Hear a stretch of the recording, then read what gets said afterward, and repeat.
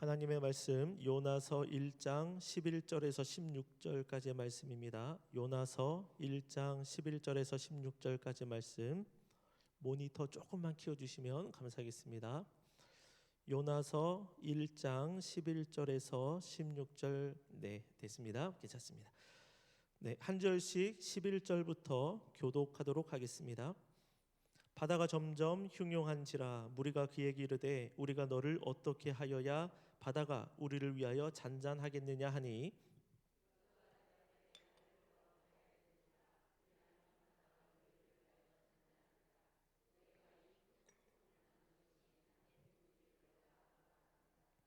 그러나 그 사람들이 힘써 노를 저어 배를 육지로 돌리고자 하다가 바다가 그들을 향하여 점점 흉용함으로 능히 못한지라.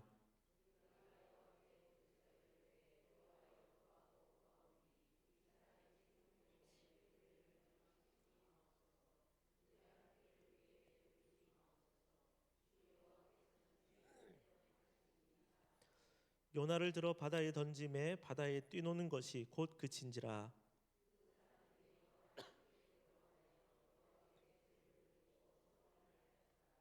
아멘. 할렐루야. 우리 함께 옆 사람 인사하실까요? 존경합니다. 인사하겠습니다. 이 시간대에 하나님 앞에 나와 예배하시는 여러분들 존경하고 또 하루 종일 온종일 참 쉽지 않으셨을 텐데 또 은혜 자리에 나와 계신 여러분들 참 대단해 보이십니다. 믿음이 참 좋으십니다. 하나님 앞에 나와 기도해야 살기 때문에 나오셨죠? 네, 오늘도 하나님께서 우리를 충만하게 채우실 줄로 믿습니다. 요나서의 말씀을 우리가 지속적으로 보고 있습니다. 하나님께서 우리에게 사명을 맡겨주신 것, 그것은 그 사명을 통하여서 이루실 어떤 하나님의 뜻이 있기 때문에 사명을 맡겨주셨습니다. 하나님은 사람을 통하지 않고서도 그 니느웨 성읍 하늘에 구름으로 글씨를 쓰시거나 아니면 큰 음성을 소리를 발하셔서 하나님의 뜻을 전달하실 수도 있지만 복된 소식을 전하는 아름다운 발걸음을 보내어 주셔서 하나님의 뜻을 가르쳐 주고자 하십니다. 사명자로 어떤 한 사람을 부르시는 것은 그를 통하여 하나님의 뜻이 전달되기를 원하셨기 때문입니다. 요나 같은 경우에는 아수르의 수도 니느웨의 심판을 경고함으로 그 땅의 회복을 이루어내고 또 멸망을 막아내고자 하시는 하나님의 뜻이 있었습니다. 그런데 어떤 경우에는 그 사람을 부르심이 그 사람을 성장시키시기 위한 뜻도 있습니다.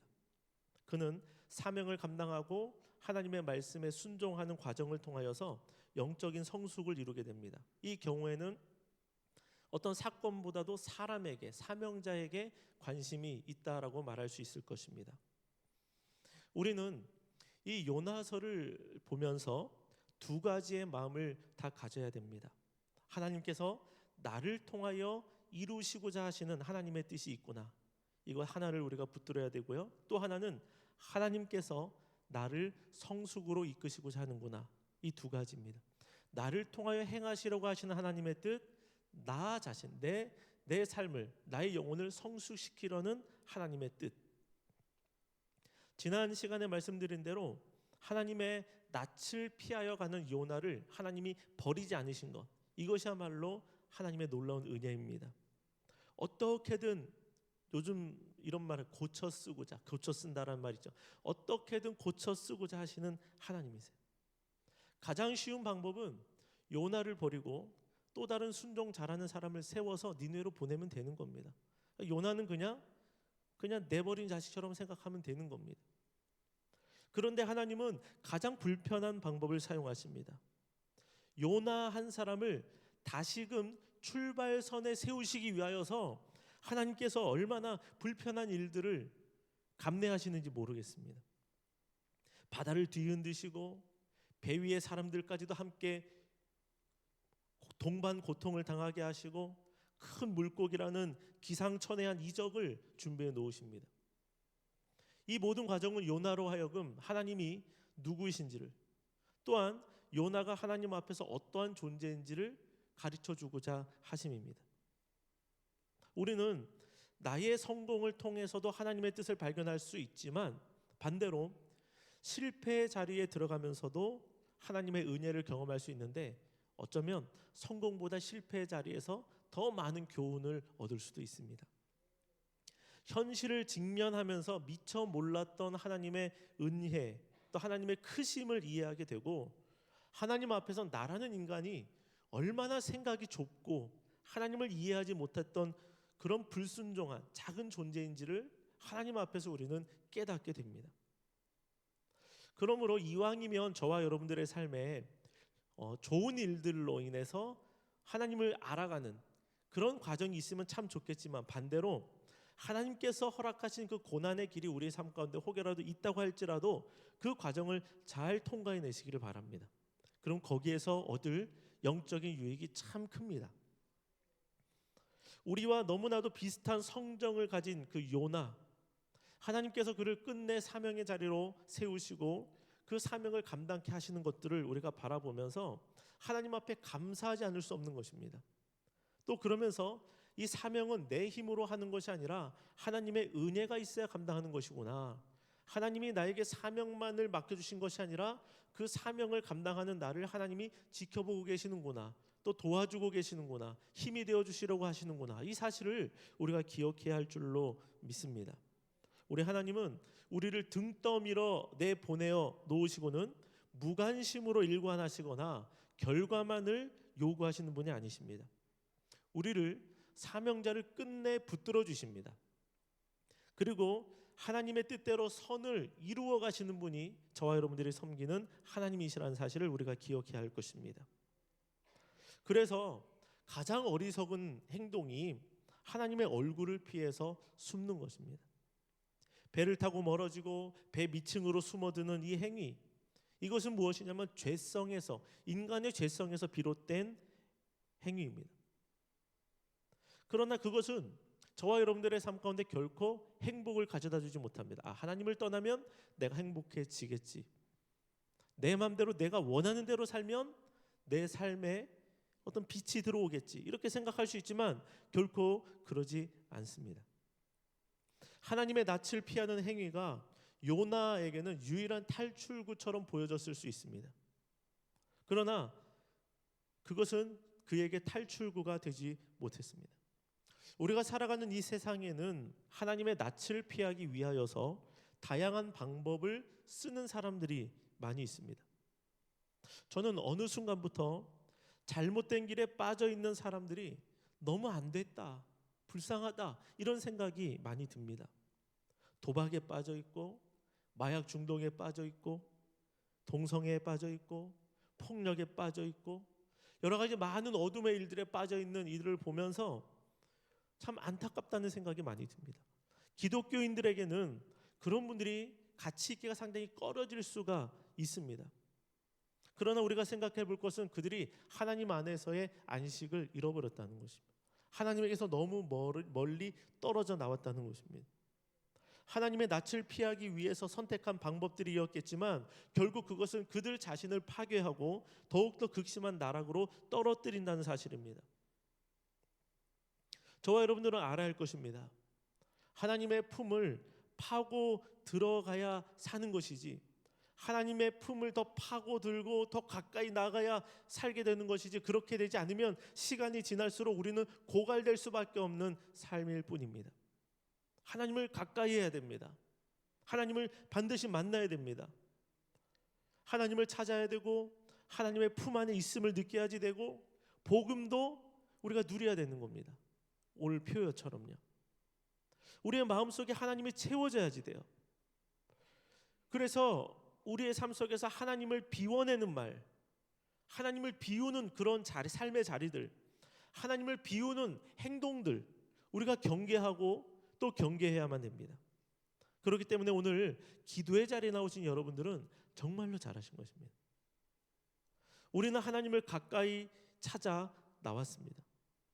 여기 있는 저와 여러분들은 하나님께서 반드시 붙들어 주실 줄로 믿습니다. 멀어져 가고 있는, 도망가고 있는 요나도 찾아내서 붙드시는데, 다시 끌어오시는데, 하나님 앞에 나온 자들을 왜 하나님이 안 만나 주시겠느냐라는 것이죠. 하나님의 낯을 피하고 있는 이 요나, 하나님이 그를 대하시는 모습들을 보면 어떨 때는 그냥 내버려 두세요. 멀어지고 있는 것을 그냥 내버려 두십니다. 하나님의 명령을 받은 요나가 욥바로 내려갔다가 거기서 다시스로 가는 배를 타고 거기에 올라타게 됩니다. 돈을 다 지불했죠. 뱃사까지 다 지불했죠. 그때까지 내버려 둡니다. 출항을 해서 어느 정도 갈 때까지 내버려 둡니다. 그러나 다시스로 향하는 그 항로 한가운데서는 큰 폭풍을 바다에 내어 던지셔서 그 길을 막으십니다. 이때는 요나뿐만 아니라 그 옆에 있던 사람들이 함께 죽음의 위협과 공포심을 겪게 됩니다. 그들은 요나가 그 배에 타지 않았다면, 요나라는 사람을 만나지 않았다면 그는 겪지 않아도 되었을 일을 영문도 모른 채 겪을 수밖에 없습니다. 저와 여러분들은 하나님을 내가 등지는 행위를 할 때에, 하나님의 얼굴을 피해서 도망가거나 회피할 때에 우리의 삶 가운데 아무런 일이 일어나지 않는다고 해서 안심하면 안 됩니다. 괜찮네? 마침 다시스로 가는 배가 딱 나타납니다. 괜찮네? 아무런 문제가 없네, 지금까지도. 혹시 내가 그때 잘못 들은 건가? 그런 마음을 가지는 순간, 괜찮다는 생각을 가지는 순간, 하나님이 어떤 반응을 하지 않으신다고 해서 내가 지금 짓고 있는 이 죄의 행위를 계속 붙들고 있는 그 순간, 우리는 그 죄를 짓는 속도가 점점 빨라질 수밖에 없습니다. 영적으로 민감한 사람들은 괜찮은 게 아니다라는 마음을 가져야만 됩니다. 육로로 갈 때는, 이 요나가 육로로 걸어갈 때는 아마 걸어가지 않았을까. 그가 좀 돈을 써서 아니면 말을 타고 갔다고 해도 배의 속도에는 미치지 못합니다. 돛을 내린 배의 속도, 바람을 타는 배의 속도를 따라갈 수가 없고, 배의 속도는 낮에도 가고 밤에도 쉬지 않고 배는 계속 항해해서 가는 겁니다. 밤낮 쉬지 않고 하나님과 멀어져 가고 있는 것이죠. 그러면 하나님께서 하나님을 등져가고 있는 나에게 나타나지 않으신다고 해도, 나는 알죠. 내가 지금 하나님을 피하고 있다는 것을 본인은 압니다.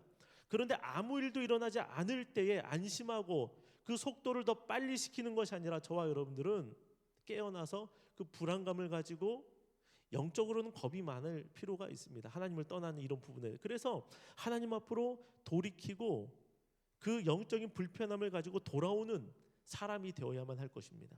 그런 사람이 지혜로운 사람입니다. 그래서 내가 지금 가고 있는 길이 잘 가고 있는 길인가 살펴보아야 됩니다. 지금 걸어가고 있는 이 길이, 내가 계획하고 있는 이 바가 이것이 하나님을 등지는 것인가, 하나님을 가까이 향하고 있는 것인가, 하나님이 원하시는 것인가, 아니면 하나님이 원치 않는 것을 내가 고집피우며 행하고 있는 것은 아닌가 돌아볼 필요가 있습니다. 우리는 하나님을 등지고 나아갈 때에 타인까지도 고통스럽게 만들 수도 있습니다. 우리는 왜 내가 타인에게 고통을 줍니까? 라고 반문할 수도 있죠. 그러나 하나님께서 붙여주신 영혼을 향하여서 우리가 주님의 뜻을 행하지 않을 때에 나도 편할 수 있고 저 사람도 그냥 편할 수 있습니다. 그렇지만 그 영혼은 어떻게 됩니까? 복음을 듣지 못하고 죽어갈 수 있는 것이죠.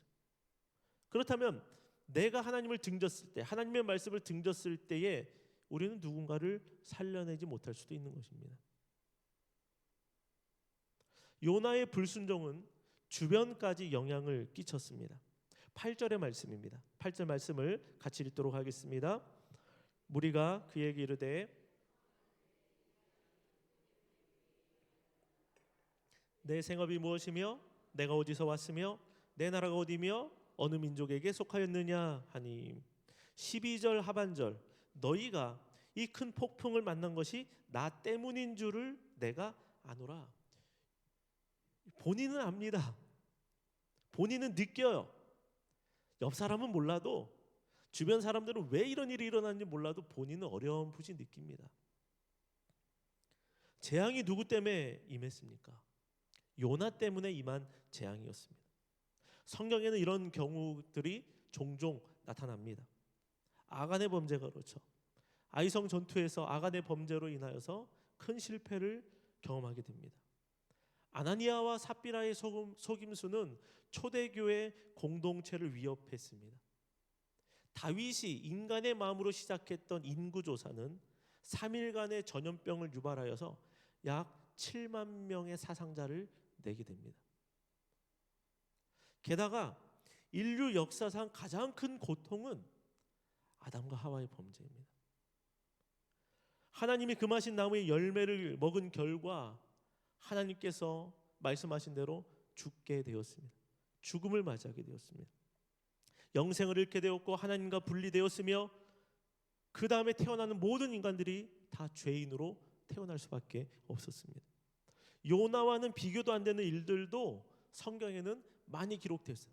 한 사람으로 인하여서 수많은 주변의 사람들이 고통을 겪게 되는 일들이 성경에는 많이 기록되어졌다는 것이죠. 우리는 나 하나쯤이야라는 생각으로 살아가서는 안 되는 것입니다. 그리고 이 잣대를 다른 사람에게 던지지 마십시오. 이것은 나만을 보면 됩니다. 나만 보면 누구 때문이야 이런 게 아니라 나를 보자라는 것입니다. 나 하나쯤이야가 아니라 우리는 나 한 사람이 이 마음으로 살아갈 줄로 믿습니다. 나 한 사람이 어떻게 하면, 나 한 사람이 어떻게 하면. 하나님의 말씀은 불순종으로 인한 고통의 기록들도 많이 있지만 한 사람의 순종을 통하여 나타난 위대한 역사도 그 한 사람의 불순종과 비교할 수 없을 정도로 큰 은혜로 기록된 내용들이 참으로 많이 있다는 것입니다. 죽으면 죽으리다. 누굽니까? 에스더. 페르시아에 남아있는 이스라엘 백성들을 하만이라는 사람이 죽이고자 했습니다. 이 하만이라는 사람은 아말렉 왕족의 후예요. 아말렉, 이스라엘하고는 아주 원수죠. 하만이 왜 이런 일들을 할 수 있었느냐? 아말렉을 진멸하기를 기뻐하지 않고 아말렉을 남겨놓았기 때문에 이런 일들이 일어났다는 것입니다. 그러나 이 에스더를 통하여서 하만이 도리어 자기의 계략에 스스로가 빠져 죽게 됩니다. 에스더의 결단은 하만의 계략을 깨고 이스라엘 백성들을 지켜내는, 한 사람이 이방 땅에 있는 이스라엘 백성들을 살려낸다라는 사실입니다. 모세, 하나님의 부르심 앞에 순종하여 이스라엘 백성들 최소한 200만 정도 된다고 하지 않습니까? 그들을 애굽에서 데리고 나왔습니다. 게다가 예수님의 어머니 마리아는 하나님의 뜻에 순종하여 메시아를 잉태하고 출산하였으며 이 땅에 오신 예수님께서는 아담 한 사람으로 시작된 사망을 생명으로 바꾸어 놓으셨습니다. 로마서 5장 19절의 말씀 같이 읽도록 하겠습니다. 한 사람이 순종하지 아니함으로 많은 사람이 죄인 된 것 같이 한 사람이 순종하심으로 많은 사람이 의인이 되리라. 아멘. 여기서 순종하지 않는 한 사람은 누구를 가리킬까요? 아담을 가리킵니다. 또한 순종한 한 사람은 누구일까요? 예수 그리스도를 뜻합니다. 예수 그리스도의 순종으로 인하여 많은 사람이 의인이 되었다라는 것입니다. 숫자가 많이 필요한 것이 아닙니다. 한 사람입니다. 한 사람이면 됩니다. 사랑하는 성도 여러분, 여러분들의 가정이, 우리가 출석하고 있는 교회가, 내가 몸담고 있는 이 직장이 여러분들 한 사람으로 인하여 복을 받게 되기를 소망합니다. 요셉 한 사람으로 인하여 그 가정과 온 애굽 땅과 그 주변의 나라들이 다 살게 되어졌던 것처럼 한 사람은, 하나님께서 주목하시는 한 사람은 우리가 결코 무시할 수 없습니다. 한 사람이 큰 일을 이루어내는 것이죠. 지난주 부흥회 때 교수님을 변화시킨 역사 선생님의 이야기들 여러분 기억이 나실 겁니다. 꼴찌에서 두 번째였던 그 교수님을 향해서 공부 잘하게 생겼다. 이 한마디가 역사 공부에 미치게 만들었다는 것이. 그래서 역사 신학을 공부하게 되고 이슬람 역사를 공부하게 되고 교수님을 통하여서 개종할 무슬림들이 수없이 계속적으로 나오고 있는 것입니다. 지금 이 가운데 다음 세대를 여기 청년들로 앉아 있고, 오늘은 여기가 굉장히 썰렁한데 딱 지금 저기서 지금 집회하고 있을 겁니다. 저 예배장에서 우리 친구들, 선생님들하고 교육자하고 같이 집회하고 있을 거예요. 대단한 친구들이 앉아 있는 것입니다. 하나님께서 한 사람을 통하여 어떻게 일하실지 우리는 모르는 것입니다. 기대감을 가져야 돼. 하나님이 이만큼 이렇게 크게 큰 뜻을 가지고 여기 앉아 있는 우리 사랑하는 다음 세대, 우리 자녀를 바라보고 계시는데, 우리가 그냥 제가 뭐 할 수 있겠어, 지금 참 공부도 잘 못하고 이렇게 바라보면 어떻게 하겠느냐라는 것이죠. 하나님은 한 사람이면, 한 명이면 충분한 줄로 믿습니다. 한 명만 있으면 나머지는 하나님이 일하십니다. 하나님이 길을 열어 가시면 무서울 정도로 길이 열리고 확장될 수 있다라는 사실을 우리가 기억해야 할 것입니다. 8절 하반절에 그랬죠. 너의 생업이 무엇이며 너가 어디서 왔으며 너의 나라가 어디며 어느 민족에게 속하였느냐. 요나는 지금 취조를 당하고 있는 거예요. 너 하나 때문에 우리가 이렇게 고통을 받고 있는데 너는 누구냐, 어디서 왔느냐, 어느 민족이냐. 그런데 우리는 반대의 질문을 받기를 원합니다. 당신은 누구입니까? 당신은 뭐 하는 분입니까? 당신 때문에 우리가 보호받고 당신이 내 곁에 있어서 내가 행복합니다. 정말로 당신이 내 옆에 있고 내가 당신을 만났다는 것이 내 인생의 참 큰 복입니다. 이 말을 저와 여러분들이 듣게 되기를 소망합니다. 우리 한 사람으로 나타나는 역사입니다. 그때 우리는 뭐라고 대답하겠습니까? 나는 예수님을 믿는 사람입니다. 우리가 이렇게 대답하기를 원합니다. 예수 믿는다고 말한다는 것이 기쁨이 되어야지, 그것이 부끄러움이 될 만한 행동을 해서는 안 될 것이라는 것이죠. 그러나 요나는 너무나도 부끄러울 수밖에 없는 환경에 처하게 됩니다. 선원들이 어떻게든 그를 살려보고자 합니다. 나 때문에 이런 일이 일어났다. 나 때문에 이런 일이 일어났다. 그런데 그를 바다로 안 던져요. 어떻게든 살려보고자 애를 쓰고 노를 젓고 배를 육지에 데려고 그렇게 고생을 하게 되는 겁니다. 요나가 불신자들보다 못해 보이는, 그들보다도 작아져 보이는 그런 상황이 되어져 버렸어요. 하나님이 뽑아 세우신 선지자인데, 하나님이 택하여 사명을 주신 위대한 선지자인데 불신자보다도 못해 보이는 모습, 너무나 초라해져 있는 안타까운 모습입니다. 하나님의 사람이 사명을 잃어버리면 이렇게 됩니다. 우리가 하나님을 믿는 하나님의 아들들, 딸들인데 하나님의 뜻과 무관하게 살아가면 우리는 세상 사람들보다 너무 초라한 존재밖에 될 길이 없습니다. 요나는요, 그래서인지 어떻게든 이 상황을 책임져 보려고 합니다. 11절의 말씀입니다.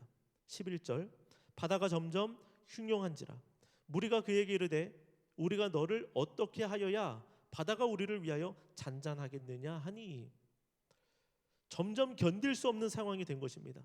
벳사람들이 얼마나 험합니까? 그들은 미신을 믿는 사람들입니다. 그런데 이 사람들은 어떻게든 요나를 살려보고자 한 것이죠. 그 상황에서 요나에게 물어봅니다. 어떻게 하면 좋겠느냐 너에게. 일반 사람들이면 어떻게 됩니까? 그냥 생각할 것도 없이 들어서 던져버리는 거예요. 너 때문이야 하면서 모여가지고 팔 다리를 잡고 바다로 던져버렸겠죠. 그런데 어떻게 해야 되겠느냐. 이 상황에서도 너무나 신사적인 그들의 모습으로 드러납니다. 이 요나서의 이 부분이 뭐냐면 이 요나를 점점 너무나 초라하게 만들고 초라하게 보여지게 하고 있는 것입니다. 그런데 다행히도 12절에서 요나는 이제 자신을 희생하기로 마음을 먹습니다. 12절 말씀 같이 읽도록 합니다. 그가 대답하되 나를 들어 바다에 던지라. 그리하면 바다가 너희를 위하여 잔잔하리라. 너희가 이 큰 폭풍을 만난 것이 나 때문인 줄을 너희가 아노라 하니라. 요나가 이제 드디어 말을 합니다. 나를 들어서 바다에 던져라. 나 때문에 생긴 일이기 때문에 나를 던지면 바다가 잔잔해질 것이다. 다른 말로 하면 나를 죽여라 라는 뜻입니다. 이제는 인간의 힘으로 더 이상 불가항력적인 상황이 찾아왔습니다. 요나는 선원들을 외면할 수 없었던 것이죠. 요나가 하나님의 뜻을 피해서 도망했던 사람이지 인간 자체가 나쁜 사람은 아니었습니다. 범죄자 그런 사람이 아니었다라는, 하나님을 피해서 도망갔지 요나도 얼마나 괜찮은 사람이었겠습니까? 그는 자신을 희생하기로 결심했습니다. 지금 이 상황에서의 방법은 이거 하나밖에 없다고 그가 생각한 것입니다. 그러나 여러분, 정말로 그럴까요? 그것이 정말로 최선의 방법일까요? 그 상황에서 나를 들어서 바다에 던져라, 이것이 정말 최선의 선택과 판단이 맞는 것일까요? 요나는 이 모든 재앙이 자신으로 인한 재앙임을 알았던 것이죠. 더 구체적으로는 하나님의 명령을 어기고 하나님의 뜻에 불순종하여 하나님의 얼굴을 피하고 있는 자신에게 내린 하나님의 벌이었습니다. 하나님의 징계였습니다.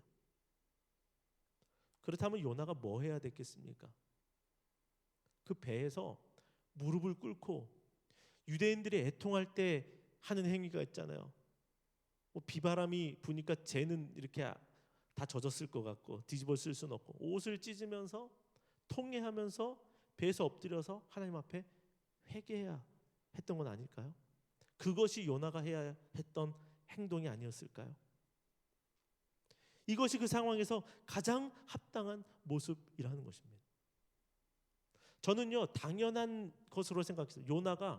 요나 때문에 풍랑이 일어났기 때문에, 이게 뭐 옛날 뭐 전래동화나 뭐 이런 것들을 우리가 들어와서 그랬는지 몰라도, 이 바다가 요나 때문에 막 풍랑이니까 마치 인신공양해서 바다를 달래는 것처럼 이 사람을 들어서 바다에 던져야 이것이 지나간다라고 그렇게 생각을 해왔던 것 같아요. 지금 어렸을 때부터. 근데 그게 아니죠. 바다에 던져서 문제가 해결되는 게 아니죠. 죽여서 문제가 해결되는 게 아니죠. 가장 중요한 것은 회개라는 것이죠. 하나님께서 거기까지 찾아오셨습니다. 바다까지 찾아오셨습니다. 배 밑바닥에 있는 그를 끄집어 올렸습니다. 이 모든 것이 너로 인하여, 불순종으로 인하여 시작된 것이라는 것을 가르쳐 주었습니다. 그렇다면 하나님의 그 찾아오신 것에 대하여서, 하나님의 징계에 대해서 잘못했습니다라고 말을 해야지 됐던 건 아니겠느냐라는 것이죠. 나를 바다에 던져라, 끝까지 회개하지 않습니다. 심각한 겁니다. 어떻게 생각하면 여러분 멋있게 보일 수도 있습니다. 나로 인해 생긴 일이니까 내가 책임질 거야. 나 때문에 발생한 문제니까 이 문제 내가 책임질게. 나 한 사람이 끌고 갈 때 가고 너희들은 안심해라. 되게 멋있어 보이죠. 멋있는 게 아닙니다. 다른 의미로 하나님 앞에 돌아오지 않는 모습, 지금도 돌아오지 않고 있는 겁니다. 나 하나 죽으면 돼, 이런 마음입니다. 나 하나 없어지면 돼, 이런 마음입니다. 그는 깨닫기는 했어요. 하나님이 지금 나를 부르고 계시는구나. 하나님이 여기까지 찾아오셨구나. 깨달은 겁니다. 깨달았는데 회개하고 돌아오진 않고 있습니다. 깨닫는 것과 회개하는 것은 다른 것입니다. 깨달았는데도 회개하지 않을 수 있습니다. 지금 요나처럼 죽기를 각오했던 것이죠. 깨닫는 것은 내가 죄인임을 알았다는 것이고, 회개한다는 것은 그것을 마음 아파하고 통회하면서 하나님 앞에 내가 돌아가겠다라는 행위가 회개가 되는 것입니다. 그러므로 요나는 깨달은 것을 넘어가지 못했습니다. 의외로 이런 모습으로 살아가는 사람들이 많이 있습니다. 그리고 그것을 멋스럽다고 생각하기도 합니다. 나 때문에 생긴 일이니까 내가 해결할게. 어떤 분들은 나는 지은 죄가 많아서 나는 천국 가면 안 돼, 이렇게 말하는 사람도 저는 들었습니다. 나를 죽여라, 나를 던져라, 이것이 잘난 것이 아니죠. 전에 섬겼던 교회에서 있었던 일입니다. 급한 전화가 걸려왔어요. 목사님, 빨리 신방할 수 있습니까? 아내분이 교회 등록해서 교회에 잘 적응하면서 잘 신앙생활을 잘하기 시작했습니다.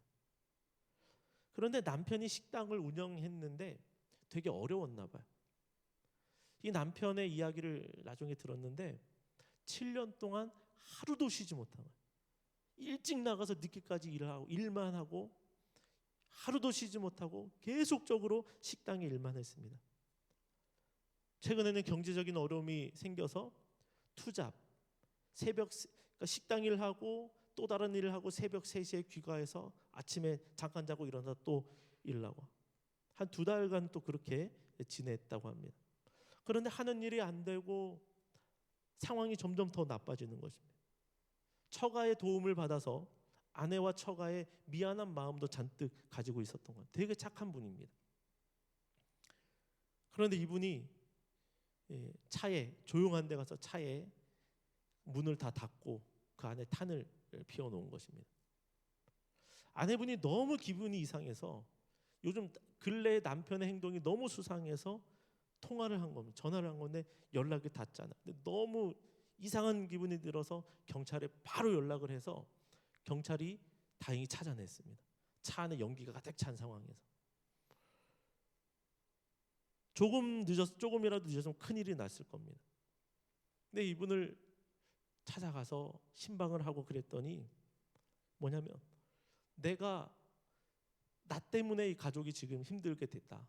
빚이 늘어나게 됐다. 나 하나만 없어지면 될 거다라는 마음을 가졌던 겁니다. 그래서 자기가 보험을 많이 들어놨어요. 최근에 보험을 잔뜩 들어놓고서 가족들에게 보험을 타주려고 넘겨주려고 그렇게 한 것입니다. 그게 맞는 것일까요? 회피하는 거죠. 피하는 거죠. 아내가 그분에게 뭐라고 말하냐면 우리 돈 없어도 돼.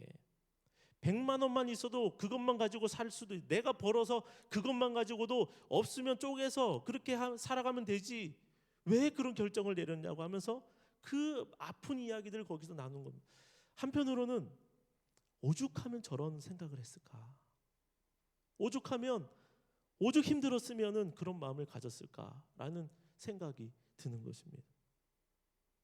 그러나 우리는 어떠한 상황이 우리 가운데 찾아오든지 반드시 생각해 보아야 됩니다. 지금 내가 하고 있는 생각이 옳은 것인가?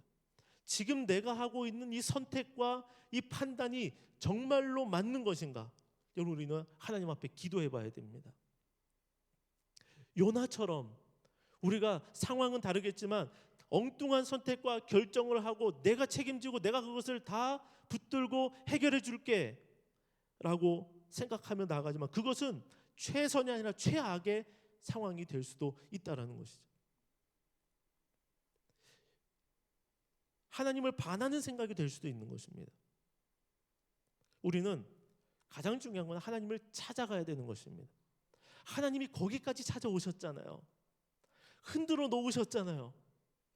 그럼 여러분 이것이 감사해야 되는 거 아니겠습니까? 하나님이 나를 여전히 놓지 않고 계시는구나. 여기까지 나를 찾아오셨구나. 이러한 상황까지도 나에게 허락하시면서 나를 지금 흔들어 깨우고 계시는구나. 내버려 두고 알아서 돌아오기를 하나님은 기다려주셨지만 오히려 더 멀어져 가고 있는 그 우리의 삶이 흔들릴 때에, 고난이 우리 가운데 혹여라도 찾아올 때, 아픔이 있을 때에 하나님에게서 멀어지려고 하는 우리의 모습이 아니라 하나님 지금 나를 막 흔들고 계시는구나, 이 마음을 가지고 하나님 앞에 돌아와야 될 줄로 믿습니다. 하나님을 붙들어야 될 줄로 믿습니다. 하나님, 제가 혹이라도 하나님 앞에 잘못한 것 있습니까? 생각나게 하시는 것이 있거든 하나님 앞에 회개하고 반응하고 주님 앞에 엎드리면 그 다음에 살 길을 하나님께서 허락해 주시지 않겠느냐라는 것이죠. 미워서 태풍을 내리셨을까요? 미워서 폭풍을 내리셨을까요? 아니죠. 사랑해서 다시 세우고자, 다시 출발선으로 데리고 오고자, 회복시키시고자 하나님이 그 환경도 허락해 주셨다는 것입니다. 그래서 혹여라도 고난이 우리 삶 가운데 찾아오게 되거든, 내가 지금 걸어야 할 길이 있고 통과해야 될 터널이 우리의 삶 가운데 있다면 그것을 하나님께서 나를 힘들게 하시려고 하신다는 것이 아니라 나를 사랑하시기 때문에 나를 깨우시기 위하여, 나의 영혼을 깨우시기 위하여 그렇게 해야 기도라도 하니까, 그렇게 해야 위를 바라보게 되니까 그런 상황을 나에게 허락해 주셨다라는 이 마음을 가지고 하나님을 붙들기를 원합니다. 지금이라도 돌이키면 됩니다. 더 늦지 않습니다. 괜찮은 것입니다. 하나님의 뜻을 잘 분별해내는 저와 여러분들의 삶이 되시기를 바랍니다. 하나님은 우리를 결코 포기하지 않으신다는 것입니다. 그래서 오늘 말씀을 이제 마칩니다. 우리가 어떤 사람으로 쓰임받기를 원하느냐. 이 요나의 지금 이 상황은 참 안타까운 그런 상황이지만 한 사람으로 인해 주변이 영향을 받을 수 있다는 것, 그러면 한 사람으로 인해서 주변이 선한 영향도 받을 수 있다는 것을 우리가 기억하고, 저와 여러분들이 주변을 밝히는 데 쓰임받고, 또 저와 여러분들을 통하여 우리 가정이 회복되고 일어나고 믿음으로 서게 되어지고, 우리 일터 가운데 하나님의 통치가 그 자리 가운데 나로 인하여 임하게 되어지고, 우리 교회가 나 한 사람으로 인하여서 분위기가 밝아지고 나 한 사람으로 인하여서 하나님의 뜻이 교회 가운데 나타나게 되어지는 그러한 한 사람으로 저와 여러분들이 쓰임받게 되어지기를 주님의 이름으로 축원을 드립니다. 그리고 우리가 어떤 선택을 하게 될 때에 정말로 이것이 최선의 선택인가라는 것을 하나님께 물어보면서 하나님께서 정말로 기뻐하시는 선택을 붙드는 우리의 삶의 모습이 되시기를 다시 한번 축원드립니다.